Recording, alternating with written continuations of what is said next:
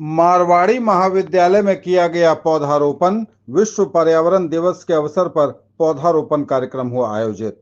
कार्यक्रम की अध्यक्षता कर रहे मारवाड़ी महाविद्यालय के प्रधानाचार्य डॉक्टर विनोद बैठा ने कहा कि इस दिन पर्यावरण संरक्षण के लिए साथ ही लोगों में जागरूकता बढ़ाने के लिए हर साल विश्व पर्यावरण दिवस मनाया जाता है। 5 जून 1973 को पहला विश्व पर्यावरण दिवस मनाया गया।